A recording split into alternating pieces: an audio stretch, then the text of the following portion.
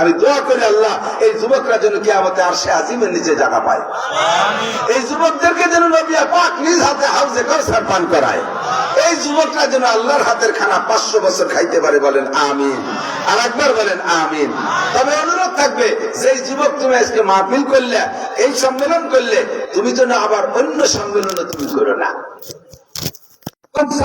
মমতাজ, মনির খান, আলমগীর, এই যত পার্টি আছে এদেরকে নিয়ে আবার আকাম পার্টি, তাও তোমরা করবা, কিছু তোমরা করবা না। তাহলে এক প্লেটের ভিতরে 2 কিছু মাখাই নেওয়া হবে, দুধ ভাতের সাথে কিছু ময়লা মাখাই নেওয়া হবে। কথা বলেন ঠিক না? এই আকামের মধ্যে যাবা না। তোমাদেরকে আল্লাহ তাআলা বহুত সম্মান দেবে, সময় মতো পাইবা ইনশাআল্লাহ। যে কথা বলতে চাইছি, তাহলে ইমানের স্বাধীনতা আল্লাহ পাক আমাদেরকে দিয়েছে। আমরা বিশ্বাস করি আল্লাহ আছে, ফেরেশতা আছে, সমস্ত নবী রাসূল সত্য। বলেন সব নবী রাসূল? মুসা আলাইহিস সালাম সঠিক নবী, ঈসা নবী সঠিক নবী। আরে ইহুদি খ্রিস্টানরা তারা মুসা নবী, ঈসা নবীকে বিশ্বাস করে, আমার নবীকে মানে না। আর আমরা আমার নবীকে মানি এবং অন্য সব নবীদেরকে আমরা সত্য বলে বিশ্বাস করি। ঠিক কি ঠিক না? পার্থক্য তো এখানে। তবে শ্রেষ্ঠ নবীর নাম মুহাম্মাদুর রাসূলুল্লাহ। আমার যুবকরা, তোমাদের দায়িত্ব দিচ্ছি, চলমান ফিতনার জামানা, আর বর্তমান সরকার না থাকার কারণে, বর্তমান নির্বাচিত সরকার না থাকার কারণে কেমন দেশটা উন্মুক্ত হয়ে গেছে। যত ফিতনাবাজ পার্টি এখন একসাথে মাথা চালাচ্ছে, নিয়ন্ত্রণ করার কেউ নাই। পুলিশ ডিলেট হয়ে গেছে, পুলিশ রাস্তায় দাঁড়ায় থাকে, কেমন যেন বেড়ালাইছে, রুগী একদিন চাইছে তো আর গা ভেড়ে না।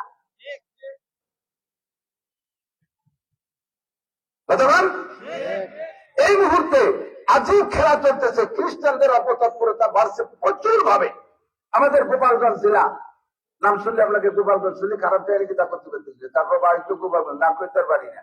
আমার গোপালগঞ্জের 3 ভাগের 1 ভাগ ভোটার হিন্দু। এই জায়গা ঢুকছে খ্রিস্টানরা, পাদ্রীরা মোটা মোটা টাকা দিয়া আর বই পুস্তক ফ্রি দিয়ে হাজার হাজার হিন্দুদেরকে খ্রিস্টান বানাই ফেলতেছে। শুধু হিন্দু না, এই মহল্লায় হিন্দুদের ভিতরে 2-4 ঘর মুসলমান যদি থাকে, তারা একটা মসজিদ বানাইছে, এই মসজিদের ইমাম সাহেব বেতন দিচ্ছে খ্রিস্টানরা।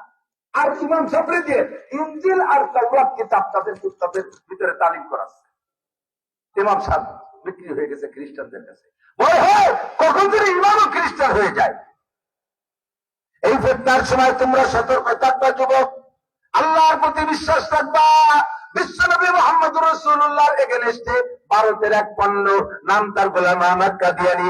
ভারত হলো ভেজালের কারখানা। বলেন, ভারত ভেজালের কারখানা, সব ভেজালের কারখানা। খাদ্যের ভেজালও আসে ভারতের থেকে, ধর্মের ভেজালও আসে ভারতের থেকে। বাংলাদেশে যত ভণ্ডপীর, সব ভণ্ডপীরের আমদানি হয়েছে ভারতের থেকে। আমার নবীর এগেইনস্টে নবুয়তি দাবি করেছে যেই লোকটা, ওই লোকটার বাড়িও ভারতের কাদিয়ান, নাম তার গোলাম আহমদ কাদিয়ানী। সারা দুনিয়া জুড়ে তবলিগের এত মজাদার কাজ চলতেছিল। আরে অন্যান্য সব দলের মধ্যে দ্বিধাদ্বন্দ্ব থাকলেও এক পীর আর এক পীরের মুরিদদের দেখতে পারে না, এক ইসলামী দল আর এক ইসলামী দলকে সহ্য করতে পারে না। বাংলাদেশের মধ্যে 3 মৌলবী 13 দল, তবে সারা দুনিয়ার তবলিগ ওয়ালাদের মধ্যে একটা ঐক্য ছিল। একটা মসজিদে আমেরিকার একটা জামাত আসছে, ওই মসজিদে আবার তাৎক্ষণিক ভাবে যদি জাপানের একটা জামাত আসতো, 2 দল এমন ভাবে মিশে যেত, বোঝা যাইতো না যে 2 দেশের দল, মনে হয় যদি একই দল, এক বাড়ির মানুষ। কথা বলেন ঠিক কি ঠিক না? এমন সুন্দর শান্তির পরিবেশকে ধ্বংস করেছে।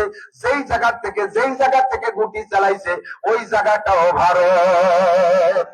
আজকে টঙ্গীর ময়দানে খুনোখুনি মারামারি, গোটা বাংলাদেশে, গোটা দূরে দূরে তবলিগের যে বিভাজন, এই বিভাজন সৃষ্টি করেছে সাদ সাহেব।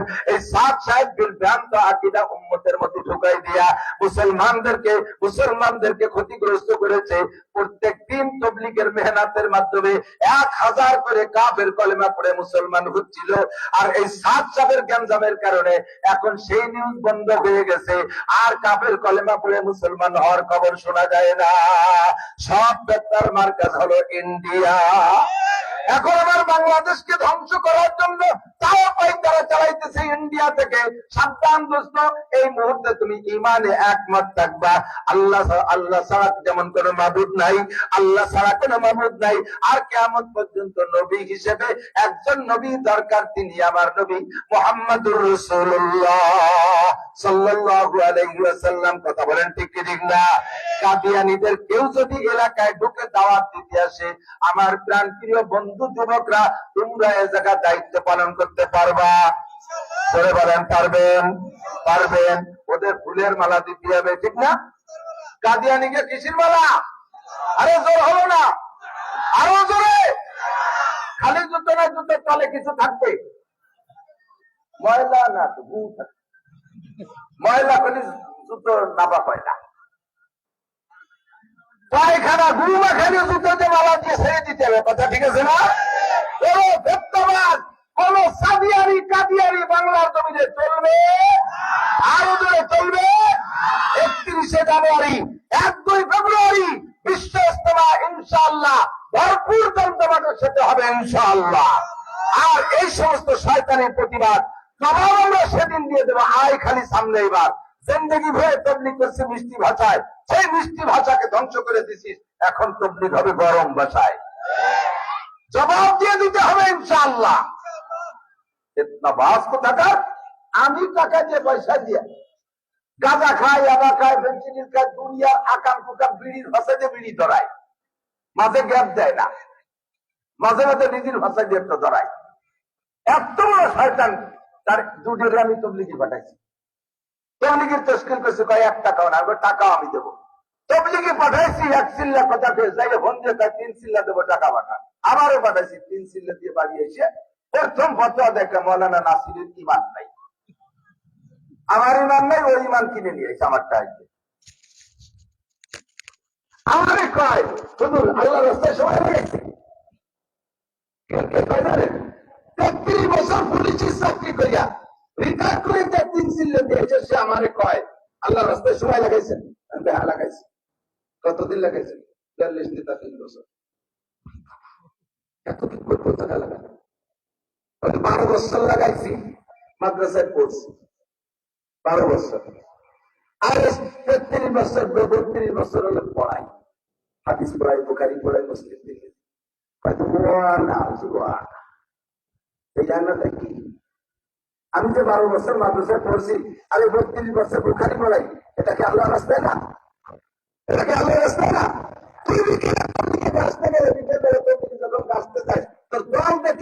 দোকানের সামনে যদি মশা থাকে, দোকানের তল দিয়ে বলাই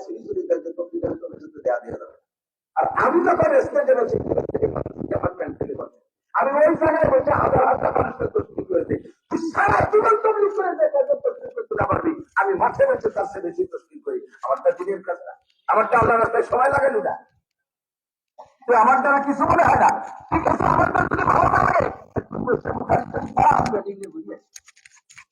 আর বসে বসে পড়া, তোর তো পেটের মধ্যে বোমা মারলেও বা বেরোয় না, জাল খেয়াল দিলে টালিক বেরোয় না। তুই এসিস আমার কাজে তোর ধর্মের কাজ বলে মনে হয় না। এইগুলো সব কুবুদ্ধি শিখাইতে চাই পশ্চিম ভারতের থেকে। এই ভারতের কুবুদ্ধিতে গোটা দুনিয়ার তবলিগের কাজের ভিতরে বিভাজন সৃষ্টি হয়ে গেছে। আমরা অনুরোধ করবো ভদ্রতার সাথে আসেন, আলেমুল আমরা সহানুভূতিশীল, আলেমুল আমরা ধৈর্যশীল, কেমন বেতন আমরা করি না। মিষ্টি ভাষায় আপনি আমার সাথে সম্পর্ক রাখেন, আপনি এসে আমাকে প্রশংসা করবেন, আমি আপনাকে সাবাস দেব। আপনি এসে কেঁদে বলবেন হুজুর কিছু করতে পারি, চাকরি হচ্ছে, ঘুষ পাইয়ে দেয়, ঘুষ খেয়ে দেয়, সব করে বেলায় দিচ্ছি। কত যে ট্রাকের সাথে মুসাফা করে টাকা খাইছি তা কোয়ার মতো না, জীবনটা শেষ। হুজুর এখন বাঁচার কি উপায়? মাত্র 3টে চিল্লে দিছি, আমি পিঠে হাত মালিশ করে দেবো, থ্যাংক ইউ। তওবা করছেন না, আল্লাহ জীবনে সব গুনাহ মাফ করে দেবে। আমি এভাবে আপনাকে সাবাস দেবো, সাহস দেব। আপনি আমার কাছে সেভাবে সারেন্ডার করবেন। আপনি যদি বলেন মৌলবীর আগে কোন সাগে, হুজুররা সব দেশের মানুষের সত্তা ভেতরে জাকাত কালেকশন করে খাইয়ে জায়গায় বসে সময় নষ্ট করতে দিনের কাজ করে না, তাহলে এবার যা বলার দরকার তাই বলবো। সারা জীবন ভরে যত মানুষের ঘুষ খাইছিস, ওই ঘুষির টাকা ফেরত দিয়ে আগে। মানুষের ঘুষ খাইছিস, ঘুষির টাকা ফেরত দিয়ে সন্ত্রাসী করেছিস, যত মানুষের গায়ে আঘাত করছিস, সমস্ত জায়গা থেকে আঘাত ফেরত দিয়ে তারপরে তওবা কর। নইলে হুকুকুল ইবাদ নষ্ট করিয়া আস্তাগফিরুল্লাহ কাম হয় না। হুকুকুল ইবাদ মাখলুকের হক, মানুষের হক নষ্ট করে আস্তাগফিরুল্লাহ কাম হয় না। কথা বলেন ঠিক ঠিক না? এই জায়গা চারটা তার পরিশোধ করতে হবে। চলমান ফিতনা চলতেছে দুনিয়া জুড়ে, কাজে বিশ্বাস রাখতে হবে শেষ নবী মুহাম্মদুর রাসূলুল্লাহ সাল্লাল্লাহু আলাইহি ওয়াসাল্লাম নবীকে বিশ্বাস করি, আসমানি কিতাব বিশ্বাস করি, দুনিয়া ধ্বংস হবে, শনিবারে কিয়ামত, শুক্রবারে কিয়ামত হবে, এই কথাকে বিশ্বাস করা ফরজ। 6 নম্বরে তকদীরকে বিশ্বাস করা ফরজ। ভালো মন্দ যাহা কিছু উপর থেকে ফয়সালা হয় সেভাবেই দুনিয়া পরিচালিত হয়। কথা বলুন ঠিক কিনা? 7 নম্বর হলো আল বাস বাদাল মউত, মরার পরে আবার উঠতে হবে। এই মরণ পর্যন্ত যদি শেষ হয়ে যেত তাহলে তুমি যা খুশি তাই করতে, কিন্তু মরার পরে তো উঠতে হবে, আল্লাহর সামনে জবাব দিতে হবে। 4টি ইমিগ্রেশনে জবাব দেওয়া লাগবে। কয়টা ইমিগ্রেশন? বিমানে 4টি ইমিগ্রেশন আছে। 1 নম্বরে ব্যাগেজ ইমিগ্রেশন, 2 নম্বরে আপনার বডি ইমিগ্রেশন, 3 নম্বরে পাসপোর্ট ইমিগ্রেশন, 4 নম্বরে আপনার টিকিট ইমিগ্রেশন। এই 4টি ইমিগ্রেশন আপনাকে বিমানে উঠতে দেয় না। যেমন কিয়ামতে জান্নাতের গাড়িতে উঠতে হলে 4টি ইমিগ্রেশন আছে। 1 নম্বরে গোটা জীবনের হিসাব দেওয়া লাগবে। 70 বছর হায়াত কোথায় কিভাবে কাটাইছো বলে যাও, দুনিয়ার জন্য কতটুকু করেছো, আখিরাতের জন্য কতটুকু। 2 নম্বরে যৌবনকালের ইমিগ্রেশন, যুবক তোমার যৌবনকালটা ইম্পর্টেন্ট টাইম ছিল, ইচ্ছা করলে এখান থেকে বাইসাইকেল চালাইয়া চরমোনাই যেতে পারো, টঙ্গীর ময়দানে যেতে পারো, তাকে তুমি গিয়েছো। ইচ্ছা করলে তুমি 50-60 কিলোমিটার দূরে যাইয়া গান বাজনা, বাউল গান, ফাউল গান শুনতে পারো, তাকে তুমি গিয়েছো। তুমি কোন জায়গা কতটুকু গেছো সেটুকু আমার কাছে বলে যাও। তোমার এই যৌবনকালে শীতের রাত্রে, শেষ রাত্রে উঠে ঠান্ডা পানিতে গোসল করে তুমি ফজর পর্যন্ত তাহাজ্জুদ করে কান্নাকাটি করতে পারো। আবার শেষ রাত্রি এই শীতকালে রাত ভর দাওয়ায় দাওয়াইয়া মেসি আর রোনালদোকে গান কি বলে ফুটবল খেলা দাওয়ায় দাওয়ায় দেখতে পারো। ফুটবল খেলাটা দেখলে রাত ভর দাওয়াইয়া, এরপরে আইসে রাত 3টে বেজে গেছে, তুই তাহাজ্জুদ করে শুলি না কেন? রাতের রাত ভর দাওয়ায় দাওয়াইয়া গান শুনতে পারলি, টেলিভিশনে ফুটবল খেলা দেখতে পারলি, কেন তুই রাত ভর দাওয়ায় দাওয়াইয়া বসে বসে শুনতে পারলি না, কোরআন তেলাওয়াত করতে পারলি না? এই যৌবনকালের হিসাবটা দেওয়া লাগে। 3 নম্বর ইমিগ্রেশন, আন মালিহি মিন আইনা তাসাবা ফিমা আনফাকা, মাল কোত্থেকে কামাই করেছো, কোথায় খরচ করেছো, একটু জবাব দিয়ে যাও। হালাল ভাবে কামাই করেছেন, হারাম ভাবে খরচ করেন। ছোট্ট একটা উদাহরণ দেই, আমার দিক থাকেন, ছোট্ট একটা উদাহরণ। হালাল ভাবে কামাই করছেন, দিন ভরে ভ্যান চালাইয়া, আসেন একদল রিক্সা চালাইয়া, হালাল ভাবে মাথার ঘাম পায়ে চলে গেছে, এত পরিশ্রম করে হালাল ভাবে কামাই করছেন, প্রত্যেক শনিবারে যে ব্যারাকের কিস্তি সেই টাকা ডুবে দিচ্ছে। এদিক তো ব্যারাক নাই, না নাই, গ্রামের মেয়ে তো নাই, আসার তো মুখও নাই, এদিক আছে আছে। এই সব জায়গা কিস্তি দিচ্ছেন, কোন টাকা কামাই করছেন, রক্ত পানি করে টাকা, সেই টাকা যে আসার কিস্তি দিচ্ছেন, সুদে কিস্তি, এটা অন্যায় করেছেন। পরিশ্রম করে টাকা কামাই করে মদ খাও, বেচা করে আবার সেই টাকা সুদের পর লাগাইয়া দাও, আবার সুদে কিস্তি পরিশোধ করে, এগুলো তোমার অন্যায়। আবার তুমি ইনকাম করেছো হারাম ভাবে, চুরি করে, ডাকাতি করে, টোন মারে, মান মারে, সরকারি টাকা মাইরে দিয়া লক্ষ লক্ষ টাকা কামাই করে তুমি মসজিদের বিল্ডিং বানাই দাও, মসজিদের ওয়াল দিয়ে দাও, টাইলস করে দাও, এসি দিয়ে দাও, তোমার ওই টাকা দিয়ে কাবা ঘরের গিলাপ বানাই দিলেও তোমার আমল নামায় একটি নেকিও লেখা হবে না। বরঞ্চ তুমি যদি দান কইরা নেকির আশা করো, তোমার ঈমান নষ্ট হয়ে যাবে। কালা রাসূলুল্লাহ সাল্লাল্লাহু আলাইহি ওয়াসাল্লাম, লা সাদকাতা মিন গুলুলিন, হারাম মালের কোনো সদকা হয় না, হারাম মালের সদকা আল্লাহ গ্রহণ করে না। এই জন্য সাবধান। 5 নম্বর, 4 নম্বর, 3 নম্বর ইমিগ্রেশন, মাল সম্পর্কে জিজ্ঞাসা হবে, কোত্থেকে কামাই করেছো, কোথায় খরচ করেছো। 5 নম্বর ইমিগ্রেশন। 4 নম্বর ইমিগ্রেশন হবে মাযা আমিলা বিমা আলিমা, তুমি এতক্ষণ পর্যন্ত ওলামায়ে কিরামের কাছ থেকে যা শুনেছো, এই কথার কয়টার পর আমল করছো, একটু জবাব দিয়ে যাও। না জানার কারণে এক ধরনের শাস্তি, আর জানার পরে আমল না করার কারণে আর এক শাস্তি। শাস্তি কাহারও কম নাই, কাহারও কম নাই। সময় কম, বেশি বিদায় বেশি চাবাইতে পারলাম না, সংক্ষিপ্ত কথা, 4টি প্রশ্নের জবাব দেওয়া লাগবে। এই জন্য সতর্ক থাকেন, কিয়ামতে আল্লাহর কাছে উঠতে হবে। তবে দোস্ত এদিক তাকান, আমলের ব্যাপারে আল্লাহ পাক সহজ করে দিয়েছে, লা ইউকাল্লিফুল্লাহু নাফসান ইল্লা উসাহা, মানুষকে কোন আমল তার শক্তির বাইরে আল্লাহ চাপায় দেয় না। কতক্ষণ? নামাজ পড়া সম্ভব না অসম্ভব, রোজা রাখা সম্ভব না অসম্ভব। যারা রোজা রাখছে আজ পর্যন্ত একটাও বলতে পারবেন না রোজা অবস্থায় অন্য কোন রোগে মারা যেতে পারে, তবে রোজার ক্লান্তিতে মারা গেছে এমন কোন রিপোর্ট খুঁজে পাওয়া যাবে? হজ করতে যে হজের পরিশ্রমে মারা গেছে বলতে পারবেন না, উমরা করতে যে উমরার পরিশ্রমে মারা গেছে বলতে পারবেন না। অন্য কোন কারণে মারা যেতে পারে, অন্য কোন রোগে মারা যেতে পারে। শরীয়তের কোন বিধান আল্লাহ শক্তির বাহিরে দেয় নাই। যে জায়গা আপনার কষ্ট বেশি হয়ে যাবে, আল্লাহ পাক ও জায়গা ব্যবস্থা রেখেছে। আমার দিক তাকান, মাঝে মাঝে রাস্তায় ভাঙ্গা ব্রিজ ভেঙে আবার নতুন করে না, যখন পুরন ব্রিজটা ভাঙ্গিয়া নতুন করার জন্য কাজ কাম শুরু করে, তখন দেখবেন সাইড দিয়ে একটা বিকল্প সড়ক বানায় দেয়, তাই না? ব্রিজ যেখানে ভাঙ্গা বরাবর যাইতে পারবা না, সেখানে ব্রিজ তোমাদের জন্য বিকল্প সড়ক। শরিয়াতের বিধান সবই আসান, সবই সহজ, বরঞ্চ শরিয়াতের পর আমল করা সহজ, আমলকে ছেড়ে দেওয়া কঠিন। বুঝলেন? বিয়ে করে স্ত্রী নিয়ে রাত কাটানো কঠিন না সহজ? সহজ। জেনা করা কঠিন, ঝুঁকির অভাব নাই, রিস্কের অভাব নাই, ধরা পড়লে তো বাঁচার সামলা পায় না, ঠিক না? দাড়ি রাখা কঠিন না কাটা কঠিন? না, সাক্ষী দিল না ভালো। দাড়ি রাখা কঠিন না কাটা কঠিন? রাখছি তো রাখা হয়ে গেছে, এর মধ্যে তার পরিশ্রমের কিছু, ঠিক না? কাটতে কিরম লাগে? যদি আপনি নাপিতে পয়সা দেওয়ার অভ্যাস না থাকে, শেষরা হয়, দাড়ি যে সুন্দর কাটা হয়। নাপিতে আপনার দাড়ি নতুন ব্লেড দিয়ে কাটে না, পুরন ব্লেড দিয়ে চাষ দিচ্ছে, খড়াট খড়াট খড়াট খড়াট শব্দ হচ্ছে, মুখ লাল হয়ে গেছে। এ শয়তান কি হরিস, ছাগলের চামড়া চুরিস?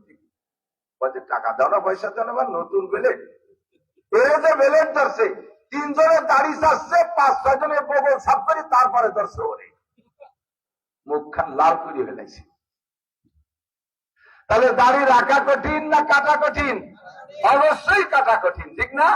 রাখার প্রতি সম্মান না কাটার প্রতি সম্মান? অবশ্যই রাখার প্রতি সম্মান। বড় ভাইয়ের বয়স 50, দাড়ি চাইছে একটু ইয়াং খুকা, প্যান্ট শার্ট টাই কোট পরে ইয়াং যুবক। ছোট ভাইয়ের বয়স 25, মাদ্রাসার হুজুর, এত বড় দাড়ি। 2 ভাই একসাথে দোকানে যেয়ে দেখেন, দোকানে যদি ভিড় হয়, দোকানদার কোন ভাইয়ের সাথে কি আচরণ করে? বড় ভাইরে দেখা যাচ্ছে অল্প বয়সী, বড় ভাইরে ছোটরা সরে দাঁড়াও। ছোট ভাইরে বড় বয়সী দেখাচ্ছে, কাকা আপনি চেয়ারে বসে, চোখের সামনে মান অপমান, কথা বল, ঠিক না? শরীয়তের বিধান আমলের মধ্যে সম্মান, শরীয়তের বিধান ছাড়ার মধ্যে অসম্মান। আর শরীয়তের পর আমল করলে মনটা ভালো থাকে, শরীয়তের পর আমল করা সহজ। কোন কাজ আল্লাহ তাআলা কঠিন রাখে নাই। আপনার শীতকালে ওযু বানাইয়া নামাজ পড়তে এইটা একটু কঠিন। এই সময় যদি আল্লাহ ওযু ছাড়া নামাজ পড়ার অনুমতি দিত, তাহলে একবারে মসজিদে ঢুকতাম আর বাইরে যেতাম না। সহজ আছে দিক টাকা, ওযু বানাইয়া নামাজ পড়া কঠিন না, কঠিন হলে আল্লাহ হুকুম করতে না। হ্যাঁ, যদি আপনার এমন পর্যায়ে যায় যে আপনার ওযু বানাইলে রোগ বেড়ে যাবে, জান কান্দানি থাকবে, আপনার জানের ঝুঁকি থাকবে, আল্লাহ তাআলা সেখানে বিকল্প সড়ক বানাই দিয়েছে। ফাতায়াম্মামু সাঈদান তাইয়্যিবা, ঠিক আছে, তোমার ওযু বানানো লাগবে না, মাটি দিয়ে তায়াম্মুম করে পড়ো, ব্যবস্থা আছে না? না, কতক্ষণ আছে না? তোমরা রমজানের রোজা রাখো, 17 ঘন্টা রোজা রাখা কত কঠিন, তবে রোজা রাখার পরে ইফতারির যে মজা, এ মজা জগতে আর কোনটাই আছে? জীবনে একটু সাক্ষী দেন, কত বড় বড় জায়গায় দাওয়াত খাইতে গেছেন, কেউ যদি প্রেসিডেন্ট ভবনে খেয়ে থাকেন, আমি প্রেসিডেন্ট ভবনে খাইছি, তৎকালীন আব্দুল হামিদ সাহেবের বাসায় হজের সময় আমাদের দাওয়াত হলো, খাইলাম, বহুত খাইছি। তো যত দামি খানা খেয়ে থাকি না কেন, ইফতারির সময় যে খিচুড়ি মিচুড়ি, ডাল চাল ভুট গুঁড়ো রুটি মুটি যা দেয়, একটু বলতে এর চেয়ে মজাদার আছে কিছু? আর এত স্বাদ কি আর কোনো খাবারে লাগে? এর চেয়ে স্বাদ আর কোনোটাই লাগে না। 17 ঘন্টা রোজা থাকার পরে যে মজা, এই জন্য হুজুর আলাইহিস সালাম বলেন, লিসাইমে ফারহাতান, রোজাদারের 2টি আনন্দ, ফারহাতুন ইনদা লিকায়ে রাব্বিহিম, একটা আনন্দ হলো কিয়ামতে রোজাদারদের সাথে সরাসরি আল্লাহ পাক সাক্ষাৎ করবে। 2টা হলো, 2 নম্বরটা হলো লিসাইমে ফারহাতুন ইনদা ফিতরিহিম, ইফতারির সময় মজা। বাকি আপনার যদি রোজা রাখলে জীবনের খরচা হয়, আপনাকে এখানে বাধ্য করা হয়নি। আল্লাহ পাক বলেন, তাহলে তুমি রোজা রাখবা, এখন রোজা রাখা লাগবে না, তোমার জন্য বিকল্প সড়ক আছে। আমি শক্তির বাইরে কোনো হুকুম চাপাই দিই না। রমজানের পরে শীতকাল আসছে, ওই সময় 14 দিনই রোজা করে রাখিয়ে দিও, একটা ব্যবস্থা তোমার জন্য বিকল্প সড়ক আছে না নাই?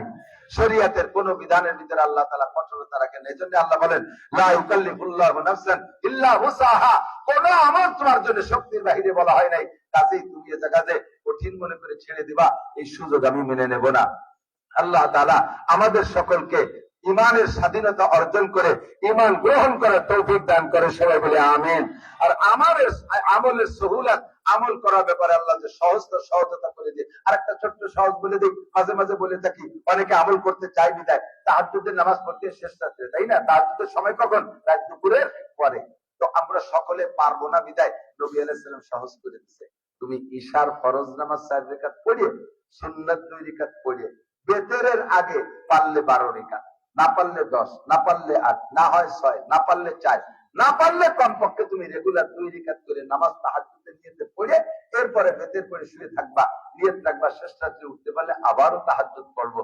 যদি জীবনেও কোনোদিন উঠতে নাও পারো আর রেগুলার ঈশার পরে 2 রাকাত তাহাজ্জুদ পড়ো, কিয়ামতের ময়দানে শেষ রাত্রে রেগুলার তাহাজ্জুদ পড়নেওয়ালাদের সাথেই তুমি বিনা হিসাবে জান্নাতে চলে যাবা। সহজ হইছে না? এই আমলটা করা যাবে? কারা কারা নিয়ত করতে পারবেন দেখি? এই বিলাঙ্গা কিছু করবেন না। ঈশার নামাজ পড়ে বেতেরের আগে 2 রাকাত তাহাজ্জুদ পড়া যাবে ইনশাআল্লাহ। আমল করে ফেলে একবার সহজ হয়ে যাবে। একবার অভ্যাস করে ফেললে আর কোনো কঠিন হবে না। তাহলে শরীয়তের আমল সব জায়গায় সহজ না কঠিন? কঠিন না সহজ? আল্লাহ আমল করার তৌফিক দান করুন। পরবর্তীতে যারা আছে উপযুক্ত বক্তা সবই চলে আসছে আলহামদুলিল্লাহ। বিশেষ করে আমাদের প্রাণপ্রিয় বন্ধুবার হযরত মাওলানা মুহিব খান, কণ্ঠশিল্পী ও কবিও, তার সবকিছুর ভিতরে একটা আলাদা মজা আছে। তার স্বাদ নেবেন, পরবর্তী বক্তাদের স্বাদ নেবেন। আমার সময় কম থাকার কারণে আর বেশি সামনে বললাম না। ভাষাগত ত্রুটি বিচ্যুতি মার্জনীয়। সকলের দাওয়াত থাকলো 31শে জানুয়ারি, 1-2 ফেব্রুয়ারি। যুবকরা এবছর খুব প্রস্তুতি নাও, আমরা বিশ্ব ইজতেমা এবার যাবই যাবো ইনশাআল্লাহ। ঠিক আছে না? কারা কারা নিয়ত করতে পারছেন বিশ্ব ইজতেমার জন্য দেখি? এর মনের থেকে বলেন যাবোই ইনশাআল্লাহ। ইজতেমা যাবেন ইনশাআল্লাহ? ইজতেমা যাবেন ইনশাআল্লাহ? যাবেন ইনশাআল্লাহ। 3 দিন থাকবেন আপনারা বাড়ির ধারে, এবার শুক্রবারে জুমা নামাজ পড়ে পরে মোনাজাতের দিন যে বেশতে কিনে নিয়ে চলে আসেন। কত সহজ না, 3 দিন থাকতে হবে বসে। ঠিক আছে ইনশাআল্লাহ। সুবহানাল্লাহি বিহামদি, সুবহানাল্লাহিল আযীম, সুবহানাকাল্লাহুম্মা বিহামদিকা আশহাদু আল্লা ইলাহা ইল্লা আনতা আস্তাগফিরুকা ওয়া আতুবু ইলাইক। আসসালামু আলাইকুম।